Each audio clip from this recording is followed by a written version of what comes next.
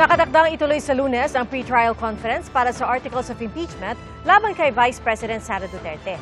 May mga pinuna na ang prosekusyon sa mga ipinilisenta ng depensa. Patuloy naman ang pag-uusap sa magiging presiding officer ng paglilitis. Saksi, si Sandra Aguinaldo. Magkasunod na dumating sa Senado kaninang umaga ang mga miyembro ng House Prosecution Team at ang Defense Team ni Vice President Sara Duterte para sa pre-trial conference.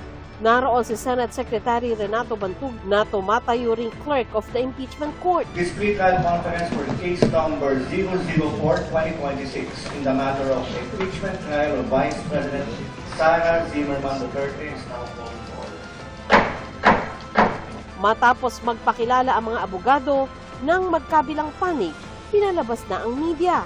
Maya-maya, makikitang ipinapasok sa kwarto ang mga nakakahong dokumento.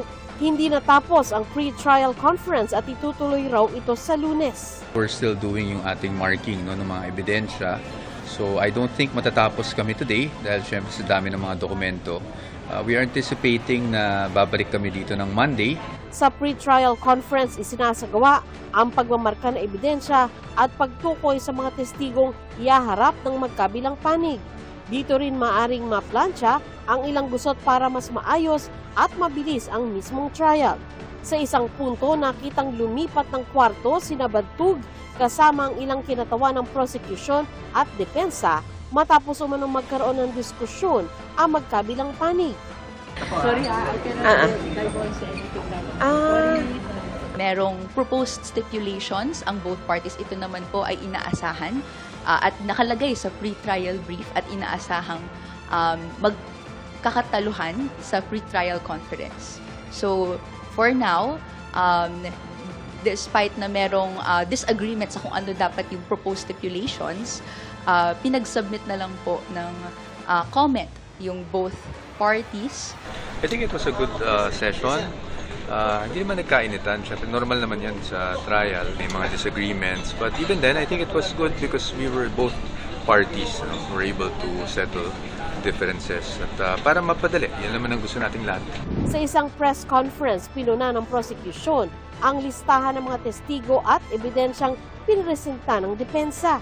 Kaya sinasabi natin it's less in substance, in voluminous, medyo makapal, pero kung titingnan mo, wala talaga siyang substantive na controverting evidence.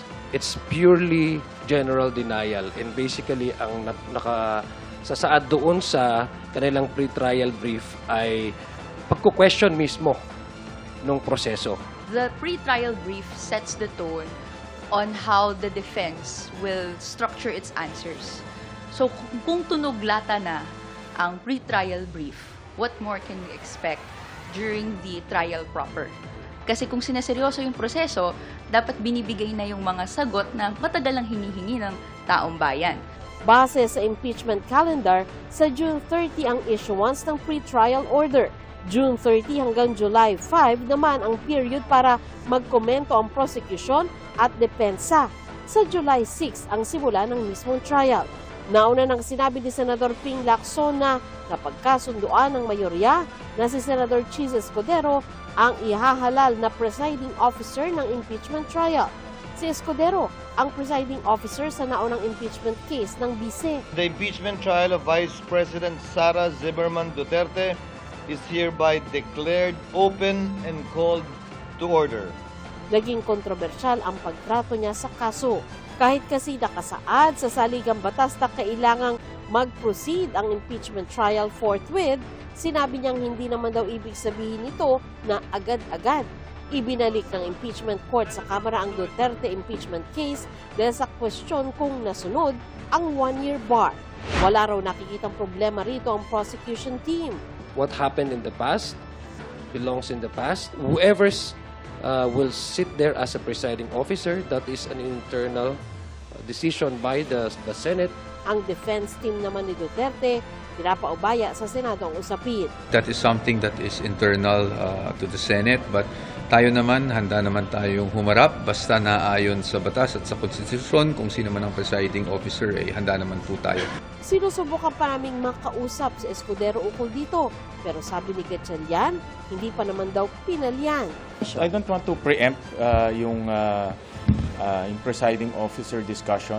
Pag-uusapan pa yan. Sa panayam ng Super Radio DZWB, sinabi rin ni Lacson na pinag-aaralang gawing impeachment manager si Senador Kiko Pangilinan na isa ring abogado. Pwede namang para mag-quarterback ba na kung overwhelming yung sa presiding officer, pero merong nag-a-assist rin sa floor, parang siya yung konduktor sa floor, ika nga, para majority leader.